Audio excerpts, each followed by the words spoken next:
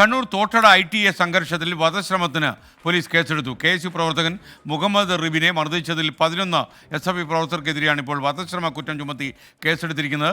സജോ ദേവസ്യ കണ്ണൂരിൽ നിന്ന് കൂടുതൽ വിവരങ്ങളുമായി നമുക്കൊപ്പം തത്സമയം മോർണിംഗ് ഷോയിൽ വീണ്ടും ചേരുന്നു.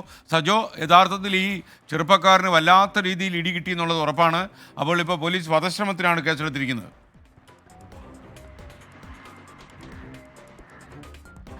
SKN തോട്ടടയിലെ വിദ്യാർത്ഥി സംഘർഷത്തിൽ SFI KSU സംഘർഷത്തിൽ 3 FIRകളാണ് കണ്ണൂർ എടക്കാട് പോലീസ് ഇപ്പോൾ രജിസ്റ്റർ ചെയ്തിരിക്കുന്നത്.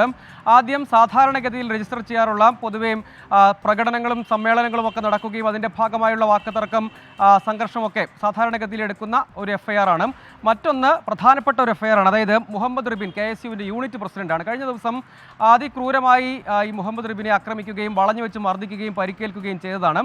അതിൽ ദൃശ്യങ്ങളൊക്കെ നമ്മൾ കണ്ടതുമാണ്. അതിൽ കൂട്ടം ചേർന്ന് മർദ്ദിക്കുന്ന ദൃശ്യങ്ങൾ പലതും പുറത്തു വന്നതുമാണ്. അതിലാണ് ഇപ്പോൾ 11 SFI പ്രവർത്തകർക്കെതിരെ പ്രത്യേക FIR എടക്കാട് പോലീസ് രജിസ്റ്റർ ചെയ്തിരിക്കുന്നത്. വധശ്രമക്കുറ്റം ചുമത്തിയാണ് FIR ഉള്ളത്. മുളവടി കൊണ്ട് തലക്കടിച്ചു, കല്ലുപയോഗിച്ചിടിച്ചു, നെഞ്ചിലും തലയ്ക്കും ചവിട്ടി, മാരകായുധങ്ങളുമായി സംഘം ചേർന്നു എന്നിവയടക്കം ഈ FIRലുണ്ട്. വിദ്യാർത്ഥികൾ എന്തിനാണ് കോളേജിൽ മാരകായുധങ്ങളുമായി സംഘം ചേരുന്നത് എന്നത് മറ്റൊരു പ്രധാനപ്പെട്ട ചോദ്യമാണ്. മൂന്നാമതൊരു FIR കൂടി എടക്കാട് പോലീസ് രജിസ്റ്റർ ചെയ്തിട്ടുണ്ട്. നേരത്തെ SFI ആരോപിച്ചിരുന്നതുപോലെ SFI പ്രവർത്തകൻ ആഷിക്കിനും തലയ്ക്ക് പരിക്ക് പറ്റി എന്ന് SFI ആരോപിച്ചിരുന്നു.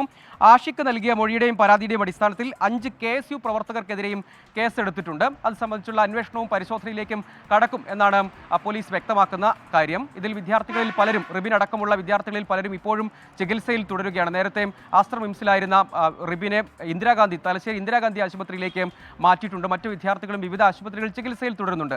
ഇത് സംബന്ധിച്ച് വിശദമായ പരിശോധനയിലേക്ക് കടക്കും എന്നാണ് പോലീസ് വ്യക്തമാക്കുന്നത്. വിവിധ വകുപ്പുകളുണ്ട്.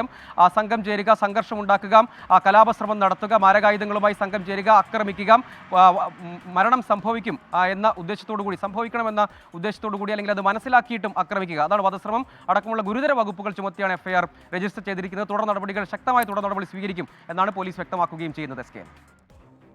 Okay, thank you Saju Devasi.